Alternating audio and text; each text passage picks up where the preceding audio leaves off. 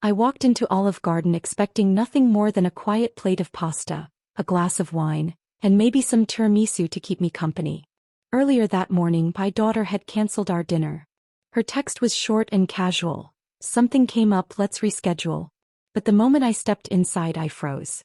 Before we go any further, if my story has found you, hit subscribe, and tell me in the comments where you're listening from.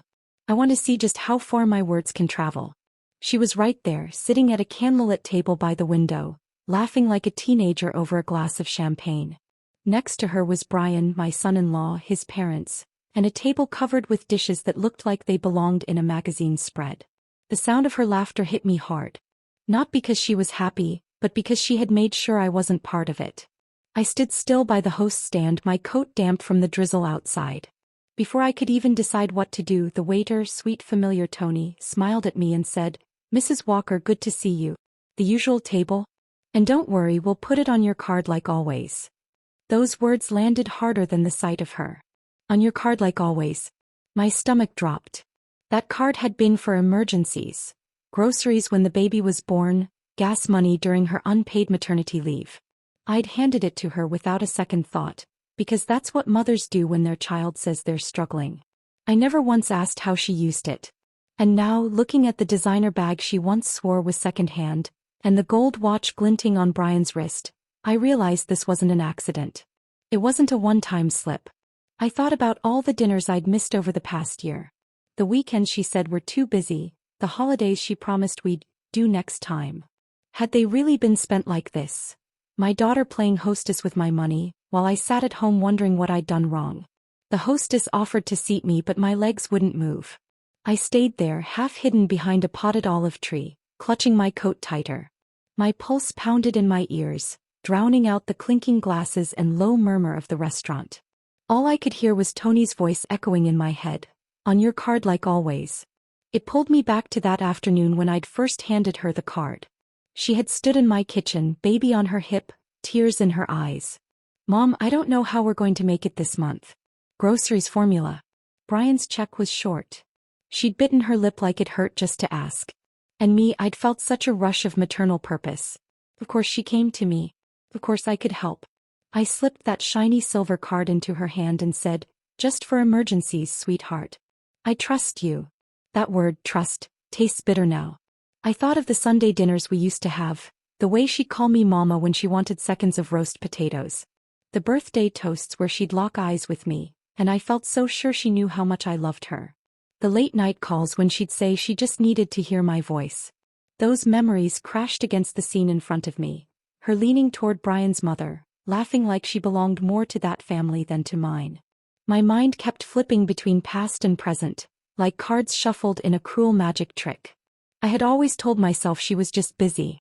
That if she seemed distant, it was because life was overwhelming. A new baby, a new house, Brian trying to build his career. Never once did I consider that the distance was deliberate. That maybe I wasn't just overlooked. Maybe I was being cut out. And here was the proof. She hadn't simply cancelled on me. She had replaced me. The first hot spark of anger pushed through the hurt. I'd spent years quietly covering their gaps. A late rent check here, new coats for the kids there. No lectures, no applause. Just love.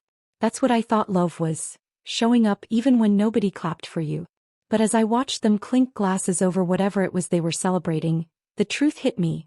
Love without respect isn't love at all. It's servitude.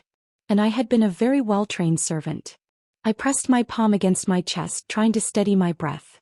I couldn't confront her here, not yet. First I needed answers. How long had this been going on? How much had they taken? And most of all, how could I make sure it never happened again? Somewhere between the sting of shock and the slow crawl of clarity, I realized one thing with absolute certainty. Tonight wasn't about reclaiming a seat at their table. I shifted slightly, peeking around the olive tree, careful not to catch her eye. They were halfway through a bottle of wine I knew by heart. Bro. The one that cost nearly $160 a bottle here. She'd once told me it was too heavy for her taste when I ordered it for my own birthday. Then I noticed it. Draped over the back of her chair was that buttery leather handbag she had sworn she'd bought secondhand online. I'd believed her because I wanted to believe. But even from here I could see the stitching, the shine. I'd seen that exact bag in a boutique window for $2,400. When Brian raised his arm to flag down the waiter, a flash of gold caught the light. A watch. Heavy, expensive looking. Not the modest stainless steel one he'd worn for years. This one looked brand new, fresh out of the display case. Something ugly twisted in my stomach. They weren't just treating themselves tonight. They were comfortable. Too comfortable. Tony passed by with a tray of espresso cups and I reached out, touching his arm. "How often have they been in lately?" I asked quietly. He hesitated, glanced at their table, then said, "A few times these past weeks. Always nice dinners, champagne, the seafood tower. And yes, we put it on your tab, ma'am. Like always." Like always. The phrase cut deeper this time. This wasn't their first splurge on my dime. This was a pattern. I thought back over the last 2 months. Those sudden invitations for takeout nights at her place, when she said she was too tired to cook. I'd show up with bags of pad thai or pizza thinking I was helping. Meanwhile, maybe she and Brian had already been out earlier that same week, slurping oysters and cutting into steak on my card. And then, almost too perfectly, I remembered the week she told me their oven was broken. I offered to pay for the repair, but she waved me off, said they were making do with the microwave. Funny. She hadn't mentioned they were also making do with filet mignon and truffle risotto. I watched her lift her glass again, her fingers flashing with a ring I didn't recognize. That was when it clicked. This wasn't one betrayal. This was a slow bleed. Months, maybe years in the making. She tested my boundaries little by little, and every time I let it slide. And every time she pushed further. I slipped onto a small bench by the host stand, just far enough to stay out of her peripheral vision, but close enough to see it all. The restaurant hummed with soft jazz and the quiet clink of silverware. But my focus narrowed in on that table. From here I could watch every little performance. The way she leaned toward Brian's parents, nodding at whatever story his father was telling. The dramatic gestures she made when describing some imaginary crisis, her hand fluttering over her chest like she'd barely survived. The casual way she rested her hand on the wine list, pretending to let them choose when I knew she had already decided. It was like watching a version of my daughter I didn't recognize. Or maybe, a version I'd chosen not to see. She was playing the role of hostess, provider, the generous daughter-in-law who spared no expense. Only I knew whose expense it really was. I studied Brian too. He wasn't blind. Every time a new dish arrived, he gave that little approving nod people give when they know they're indulging. Not a trace of guilt. No quick glance over the shoulder to see if his wife's mother might be watching. Just a man enjoying the spoils. I could have walked out right then. Gone home, poured myself a glass of wine and told myself ignorance was easier. But the longer I stayed, the more I knew I needed the whole picture before I made my move. If I stormed over now, she'd have excuses ready. He'd cry, maybe lash out, maybe even laugh it off as silly mom overreacting. And without proof, I'd be painted as paranoid. So I stayed put. Ordered a coffee at the bar. Stirred in sugar I didn't need just to keep my hands busy. And I let the minutes stretch while I watched her transform into the kind of woman I'd spent years trying to help her become. Stable, confident, generous. The only difference was she'd built it all on a foundation of my money. I thought of the times she'd turned down my invitations for dinner, claiming she needed a quiet night at home. The weekends she said Brian was working late so she couldn't visit me. How many of those nights had really been spent in places like this, in outfits I'd never seen, wearing jewelry I hadn't bought? Every sip of wine, every bite of food, every bright false laugh stacked another layer onto the truth pressing down on my chest. She had been living in a world I funded, and I was never invited inside it. I took a slow sip of coffee. Tasted nothing, felt everything. They thought they were untouchable. That my love was a bottomless well, one they could draw from forever without ever checking if I was still there. I drained the last of my cup, the grit of sugar rough against my tongue. And for the first time that night my hands were steady. The shock had passed. What replaced it was sharper, cleaner.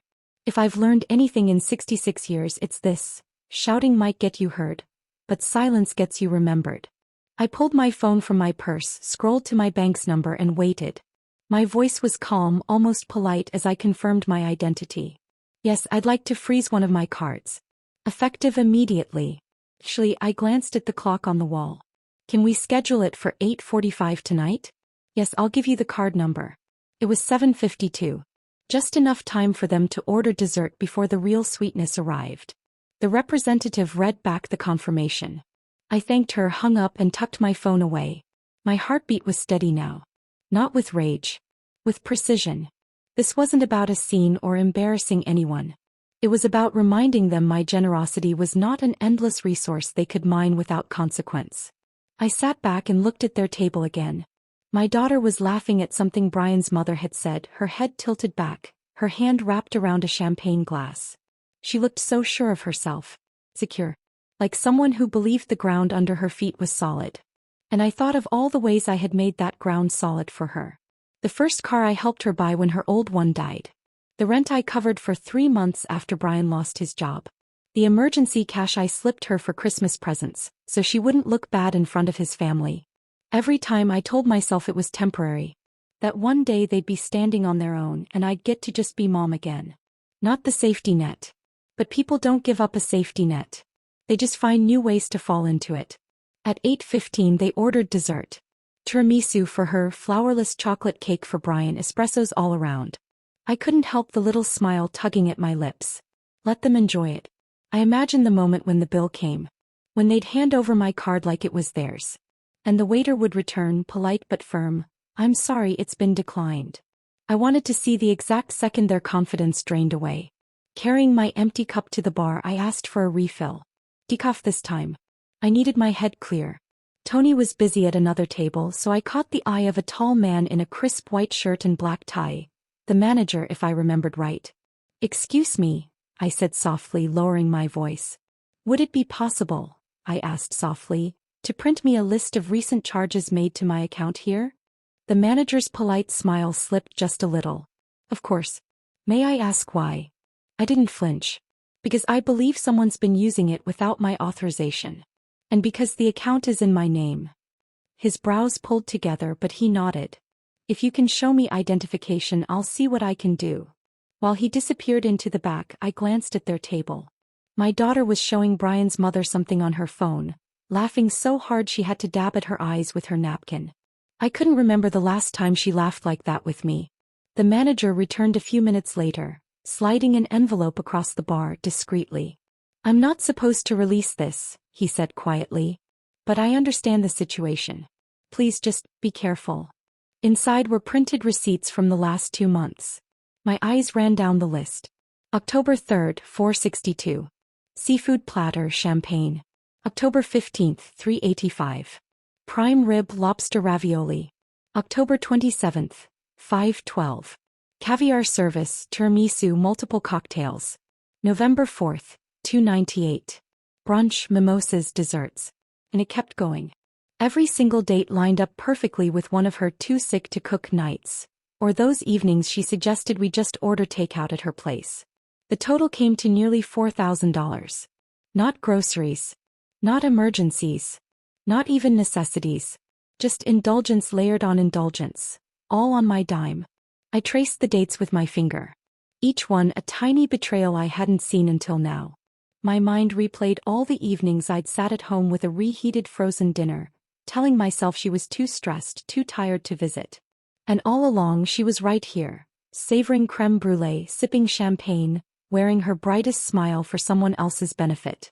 Part of me wanted to march over, throw the receipts down on the table, demand an explanation. But another part, the quieter part that had been ignored for too long, told me to wait. This wasn't about tonight alone. This was bigger. And I needed every piece of the puzzle before I moved. I slipped the envelope into my purse, the paper edges sharp against my fingers. Information was power. And now I had the beginnings of a weapon. Across the room their laughter swelled again, and I let it roll over me without flinching. They didn't know it yet, but the ground under their feet was already starting to shift. The envelope felt heavier than it should, pressing into my purse like a silent dare. "Now what are you going to do with me?" I slid back into my corner seat, careful to keep my face turned away. The plan was forming. Collect proof, let the card freeze at 8:45, then watch everything unravel. But plans rarely survive reality. From where I sat, I caught a flicker of movement. My daughter pulled out her phone, the glow lighting her face. I could see it clearly, the familiar grid of Instagram. She framed the table with practiced ease, tilted her wine glass toward the candlelight. Brian leaned in, grinning. His mother raised her champagne flute. A perfect snapshot of luxury. She posted it, half the people we knew would see. And by morning she'd already have excuses lined up. "Oh, Mom saw that picture?" I was joking. We didn't even eat all that. It was a celebration for Brian's parents. She was good at smoothing the sharp edges of her choices, wrapping them in little lies dressed as misunderstandings. The thought made my jaw clench. The manager reappeared beside me, his voice lower this time. "Ma'am, I'll be honest. If they've been regulars here for weeks, they might notice I spoke to you. I don't want trouble." "Neither do I told him, holding his gaze. "And you won't get any. But I may need to come back for more records later." His hesitation was obvious. The look people give when they're deciding if your story is worth protecting. After a beat, he nodded once. Then I made my mistake. I looked back at the table, just as my daughter turned her head. For a split second our eyes met. Her smile faltered only slightly before she covered it with another laugh. She said something to Brian, who glanced around the restaurant. I dropped my gaze to my coffee, heart thudding. Would she come over? Pretend she'd just spotted me, act surprised, invite me to join out of politeness? Or worse, would she leave before my little 8:45 surprise could land? The clock read 8:32. I kept my posture loose, casual, like I was just another patron killing time before a friend arrived. My phone sat face down beside me. If she approached, I'd let her speak first. But instead of standing, she simply picked up her phone again. Her thumb moved quickly over the screen, then she set it down. Maybe she was texting me. Something syrupy to cover her tracks. I didn't check. He had almost caught me watching. Better to let 8:45 do the talking.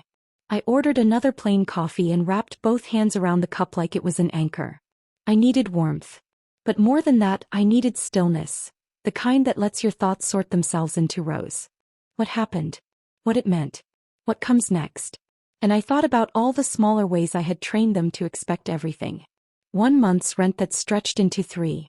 Coats for the grandkids in October because they outgrew everything so fast. The temporary cell plan I added her to when Brian switched carriers. And somehow she never left.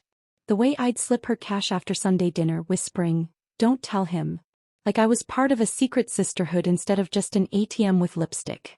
That wasn't kindness. That was fear dressed up as generosity. Fear that if I stopped propping up the show, she'd pull away. I pulled in a breath that reached the bottom of my lungs. Quiet doesn't mean weak, I reminded myself. Quiet means precise. Tonight wasn't about punishing her in public. Tonight was about waking myself up in private. I dragged a napkin closer and started a list. Not sentimental. Practical. Freeze the card, already done. Pull bank statements. Highlight every so-called emergency. Remove her as an authorized user anywhere she still lingers. Change password she set up for me. Schedule a meeting with my attorney. Document everything. Road maps keep you steady when your heart wants to sprint into traffic. Write it down. Then step where the lines tell you. My phone buzzed, face down on the table. I didn't turn it over. Whatever she typed would be sugar. "Mom, so sorry about tonight. Rain check. Love you." But they loved my money more than they loved me. That sentence didn't sting anymore. It clarified. Behind the bar, glassware chimed, harmless and steady. Across the room, another burst of laughter rose, hers ringing higher than the rest, as if she had something to prove. I used to chase that sound. Now it only told me where she stood in the life she'd built on my scaffolding. I thought of the last year. How I'd made myself small to fit inside her new rooms. Praising her budget hacks while quietly covering their shortfalls. Accepting cancellations with grace, then sending a casserole anyway, hoping warmth could slip under the locked door. But being alone is better than being used. That truth landed like boots on solid ground. If I had to choose between an empty table and a crowded one where my only worth was a swipe, I'd choose the empty table. At least the bill is honest. 8:41. My pulse picked up, not with panic but with readiness. I took one last sip, smoothed the napkin flat and tucked it into my purse like a promise. Another small step.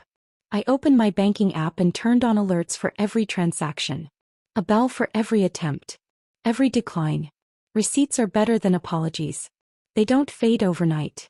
In the window, my reflection stared back at me. Older, yes, but steadier than I'd looked in years. I've carried heavier nights. Buried dreams, planted new ones in the ashes. I could carry the sound of a declined card. 8:44. I straightened my back, chin level. This wasn't revenge. This was a reset. Respect like trust has to be earned. And I'd stopped paying the subscription. The waiter lifted the black check folio from their table with a dancer's grace. The bill was on its way to the truth. I inhaled slowly, feeling my center click into place. He set the folio down with his polite, practiced smile. No rush, whenever they were ready.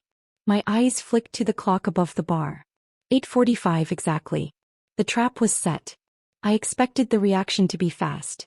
Card handed over, a pause, then the polite decline. But they lingered. Brian leaned back in his chair, elbows wide, holding court. My daughter's voice had changed, lower now, waited. I tilted my head, watching her lips. Maxed out. Then credit cards. Then savings. And Brian's voice dropped so low I almost missed it. But the phrase "on life support" rang clear as a bell. My pulse didn't spike. Instead, a strange stillness spread through me, like the air before a storm finally breaks. They weren't just leaning on my card for a fancy dinner. They'd been leaning on it for their entire image. The handbags. The watch. The champagne. All the glitter they paraded for friends and Instagram, balanced on a teetering stack of debt. My card wasn't a gift. It was their oxygen mask. And now I turned off the air. The waiter returned and Brian slipped my card from his wallet. My card like it belonged to him. He handed it over without hesitation. The gleam of the silver strip caught the light. I thought back to the day I'd signed the back, never imagining it would end up riding around in his pocket. While they waited, my daughter reached for her phone again. No smile this time. She tapped the screen, glanced at the entrance, then toward the bar. A flicker of awareness crossed her face before she looked away, focusing hard on her water glass. The waiter reappeared, his expression neutral as always. But I caught it, the tiniest hesitation before he spoke. Brian frowned. My daughter leaned in, her brow pinched.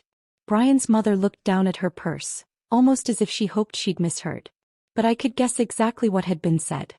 "I'm sorry, it's been declined." Brian reached for his own wallet. I watched him count a few bills, then shake his head and tuck them back inside. Not enough. My daughter rummaged through her bag, pulling out a smaller wallet, flipping through cards. She looked at Brian again, lips pressed tight. I sipped my coffee, slow and steady, watching them shuffle through their options like gamblers realizing too late that the house always wins. In that moment, they weren't the polished couple from curated Instagram photos. They weren't the power hosts treating the in-laws to an extravagant night. They were just two people caught without a safety net, suddenly aware of how far they'd fallen. The waiter lingered a moment too long at their table before retreating to the kitchen. As he passed, he glanced toward the bar. Toward me. Not pity exactly. More like acknowledgement, the quiet look of someone who knows they've stepped into a scene bigger than they signed up for. I motioned for the manager. He slipped behind the bar with practiced care, like a man who'd been in this position before. "How bad is it?" I asked, keeping my voice low. He hesitated, scanning the room. "You saw the receipts I printed earlier," he said. "But if we're talking total over the past 2 months, it's $3,800. Every charge at the very top of the menu. Champagne. Imported seafood.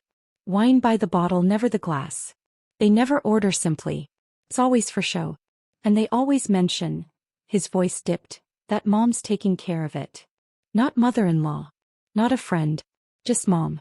My name turned into another accessory, pulled out whenever it fit the image. $3,800. I thought of what that money could have been. Groceries stacked in my kitchen. Repairs on my house I'd been putting off. A small trip I'd convinced myself I couldn't justify. It wasn't just the money. It was the choice. Their choice to spend it in ways that pushed me outside the picture. Across the room, Brian checked his watch, jaw tight. My daughter leaned in toward his mother, whispering fast, her face pale. She wasn't touching her champagne anymore. The bubbles had gone flat. I wondered if she was tallying up in her head every night she'd used that card. Realizing each one had led her right here to this table with me only a few yards away. The irony wasn't lost on me. All that money spent to look untouchable. And now they couldn't even touch the check without me. The manager's voice pulled me back. "Do you want me to call them a cab when this is over?" I shook my head. "No. Let them figure that out." He gave a small, knowing nod and stepped away. I stayed where I was, coffee gone cold, my hands still wrapped around the cup. No guilt. Not even a trace. They had counted on me to be the quiet, unquestioning provider. And I had been until tonight. The manager's number confirmed it. $3,800 burned on my emergency card. I'm not impulsive by nature. I'm methodical. I folded the printed receipts so the total showed on top, slid them into the envelope and opened my phone. I photographed each page. Front back dates clear. I emailed them to myself, subject line, non-authorized charges. Olive Garden evidence. Copies live in 3 places, don't vanish. Quiet doesn't mean weak. Quiet means documented. I toggled through my bank app. Alerts on. Location sharing off. Face ID set. Freeze queued for 8:45, blue toggle glowing like a tiny blade. 8:42, perfect. The decline would land once the theater was full. Tony passed with a tray of espresso. Quick timing question, I asked lightly. When do they usually ask for the check? Before or after dessert? He glanced toward their table. After dessert, ma'am. They like to linger. But the folio's already down. He'll be back any minute. Perfect, I said. And I meant it. One more step. I texted myself a note. Witnesses present. Manager, tall dark tie. Waiter, curly hair, blue eyes. Tony. Time of decline, 8:45. If anyone tried later to spin this into me being hysterical, I'd have more than memory. I shifted to a 2-top in their line of sight. Not too close. Not confrontational. Power isn't begged for. It's chosen. I set my coffee down, centered the envelope like a placard, and squared my shoulders. My hands didn't shake anymore. Across the room, my daughter wasn't laughing now. She was whispering to Brian, chin tucked, eyes darting. His parents sat very still, the way people do when they sense a fault line under the tablecloth. I felt a flicker of something that wasn't quite pity. Call it recognition. I knew that sting. The sting of realizing the person you relied on has decided to rely on herself. My phone buzzed. A banner slid across the screen. Attempted transaction. 612. Declined. Then another. 74. Declined. I breathed deep, slow. This was never about humiliating her. It wasn't about humiliating her. It was about ending the habit she'd built on my back. You only miss me now that I've said no. The waiter reached their table. I watched the choreography play out. Polite apology. Card presented. Another apology. A glance toward the manager. My daughter's mouth opened in an O, then flattened to a hard line. Brian argued, gestures sharp but small, before opening his wallet and doing the math men do. When the bills didn't add up, he slid them back inside. His mother touched her pearls. His father studied the bread plate like it might hold an answer. I checked the napkin list. My road map through hell. Card frozen. Evidence saved. Alerts on. Position chosen. Voice steady. The last item I added now. Speak once. Speak clearly. Don't revise history at the table. I slid the envelope into my purse, the flap showing. Wiped an imaginary crumb from the table. An old reflex from 1,000 dinners I'd paid for and cleaned up after. Then I lifted my gaze and let her see me. Her eyes widened. Color drained. For a second I saw my little girl, guilty over a broken vase. Then she looked at Brian and the grown woman returned, calculating, spinning lies over truth. I didn't look away. I thought of every Sunday roast, every hymn repaired, every babysitting just this once, every couldn't have done it without you text sent like a tip. And I asked myself again, what is love without respect? The answer was clear now. A tab with no limit. And I was closing mine. Ma'am, the manager murmured near my shoulder. Not touching. Just present. An ally, not a savior. Good. I didn't need rescuing. I needed witnesses. 8:46. Showtime. I stood. Smoothed my jacket. Felt that strange, steady lightness that comes when you finally stop negotiating against yourself. When I walked over, I wasn't the purse. I was the person who owned it. I didn't march in. I arranged the scene. 2 tables closer. Close enough for them to see me. Far enough that my words wouldn't carry. I set the envelope on the linen like a judge laying down a file. No dramatics. Position is power. Brian's parents sat in silence. My daughter blinked fast. The same calculation she'd made since she was 5 and caught with a hand in the cookie jar. How much did she see? What can I fix with a smile? The waiter hovered, folio half open, caught between apology and retreat. I gave him the smallest nod. The witnesses matter. I pulled my phone out, tapped a note as if checking texts. 8:46 p.m. decline confirmed. Staff present. Let her see me writing. Let her see I wasn't rattled. Tony drifted past with water, setting a fresh glass on my table as though we'd rehearsed it. Anything else for you, Mrs. Walker? He asked, polite, clear, loud enough to carry. Just the check, I said lightly. For my coffee. My coffee. Not their feast. Recognition settled across their table like dust. This is how you walk through hell and still serve dinner. You slow down. You stack facts like plates. You don't explain. You don't plead. And you never raise your voice. If they want noise, let them make it. You bring gravity. The manager stationed himself at the host stand, an unobtrusive sentinel. I took inventory the way I've trained myself after every disappointment these last few years. Shoulders back. Chin level. Hands flat. Heart steady. My pulse obeyed. Another banner slid across my phone. Attempted tip adjustment. 612 to 0. Declined. A dry laugh almost escaped me. Not generous even when cornered.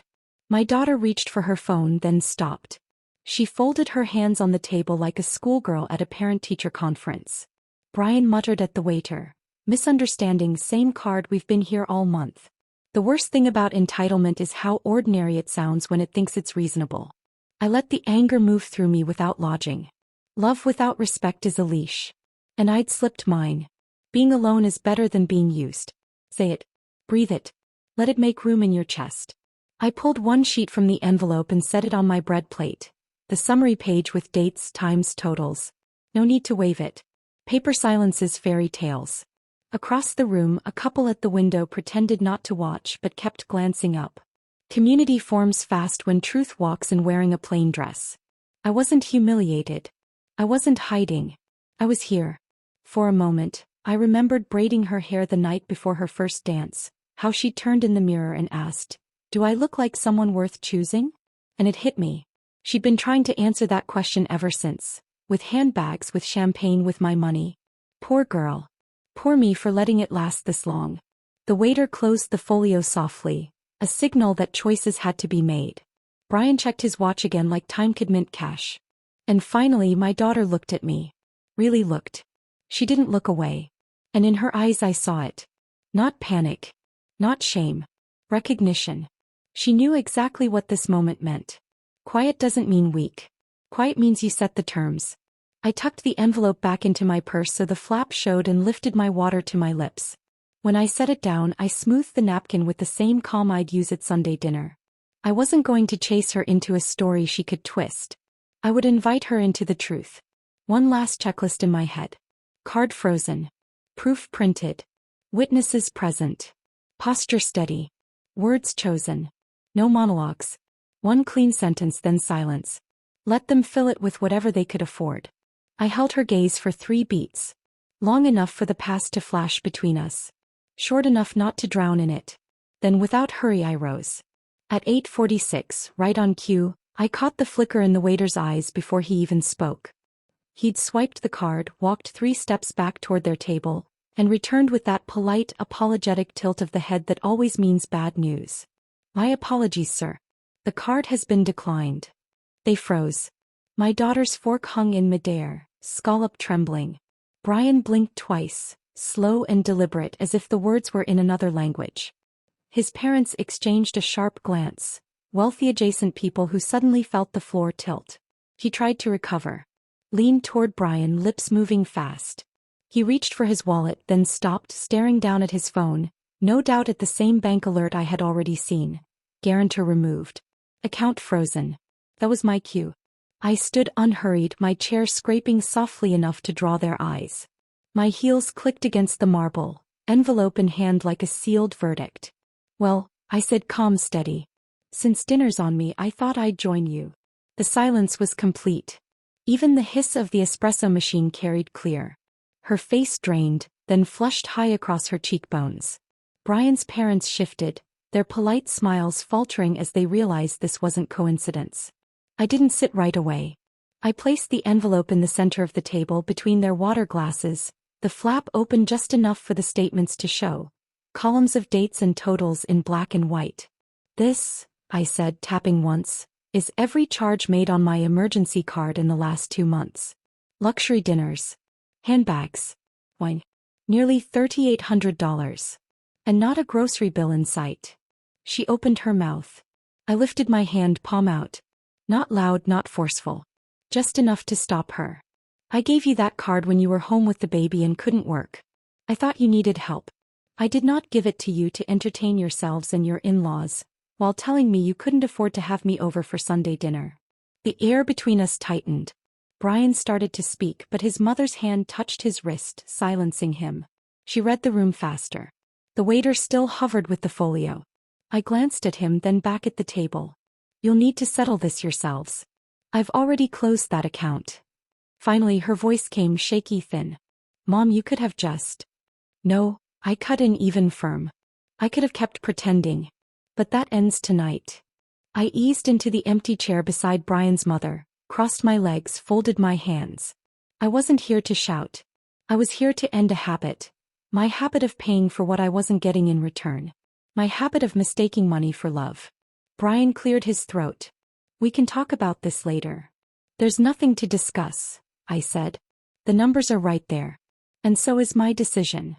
The silence stretched. The waiter shifted, silverware clinking faintly. My daughter stared at the receipts, then at my face, searching for softness she used to talk her way out of trouble. I didn't lean in. I didn't whisper like it was a secret. I wanted every word to land squarely between us, heavy enough they couldn't brush it aside. This, I said again, tapping the envelope, is the last meal you'll ever have at my expense. No theatrics. No raised voice. Just the truth laid plain on the table. Her lips parted, but no sound came. Brian's shoulders tightened, jaw grinding like he was chewing words. His parents froze, unsure where to look. At me, at each other, or at their untouched plates. You replaced me tonight, I continued, voice steady. You told me dinner was cancelled, and here you are, hosting your in-laws, drinking champagne, eating scallops. On my dime. And you've been doing it for months. The words landed like stones dropped into water. Ripples widening in the silence. Brian tried again. Look, maybe there's been a... No, I said, calm as stone. There hasn't. The bank statements are right there. The dates match the nights you told me you were too tired to cook. Or that you were homesick. All while you were here or somewhere like it, running up charges and letting me believe it was necessity. Her hands trembled as she reached for her wine glass, but she didn't drink. She set it back down and pressed her palms against her thighs. Mom, You don't get to smooth this over, I said quietly. Not with Mom, and not with excuses. You've taken advantage. You've lied. And worse, you made it normal. The truth hung in the air, raw and unpolished. No one moved. Even the waiter, still holding the folio, stood as if rooted in place. Brian's mother cleared her throat. I didn't realize. Of course you didn't, I said, meeting her eyes. Because they wanted it to look effortless. That's what money does when it comes without strings. It hides who's holding it up. But I'm cutting the strings. My daughter looked like she'd swallowed something sharp. Her eyes darted to the envelope, then back to me, searching for softness. I gave her none. This isn't about the money, I said, leaning back. It's about the fact that you thought my presence was optional but my wallet was required. That stops now. I stood, leaving the envelope exactly where it was, the totals clear in stark black and white. You'll figure out how to cover the bill, I told them. 4 ways sounds fair. I didn't rush for the exit. I moved to the bar and stood, ordering nothing, just letting them feel the shape of my absence while the bill sat like a landmine in the middle of their table. The waiter cleared his throat. How would you like to settle, sir? He asked Brian. Split it evenly, I called over my shoulder, my tone light but carrying. 4 ways. Brian twisted in his seat, face tight. That's ridiculous. No, I said, turning just enough to meet his eyes. That's fair. You invited 4 people. 4 people can pay. Silence. Then his mother reached for her wallet, cheeks flushed. His father followed, opening his billfold with a resigned sigh. Brian glared at my daughter, who sat perfectly still, staring at the grain of the table as if she could disappear into it. "This is humiliating," Brian muttered. "Not as humiliating as being used," I said evenly. The waiter began splitting the check without a word. The only sounds: the quiet shuffle of cards pulled from wallets, the scratch of pens signing receipts. I thought about every time I'd slipped her money for just this once. Every excuse that came later. The unexpected bill, the car repair, the sick child. I covered those costs without hesitation. And while I was counting pennies, she was counting on me to keep the show running. They didn't speak as the transaction processed. My daughter didn't look at me once. When the waiter returned, he handed each receipt separately. Brian scrawled his signature sharp and angry. His parents signed in silence. My daughter gripped the pen too long before finally writing her name. She slid the folio back without meeting anyone's eyes. "Thank you," the waiter said softly. For the first time all evening, the words felt meant for me. I picked up my purse and walked toward the door. No lingering. No second glances. I'd said what needed saying, and the rest was theirs to sit with. Outside, the cool night air wrapped around me, cleaner than what I'd left behind. And if my story stayed with you, tap that like button and subscribe. It lets me know you're here, and it helps this story reach the people who might need it most.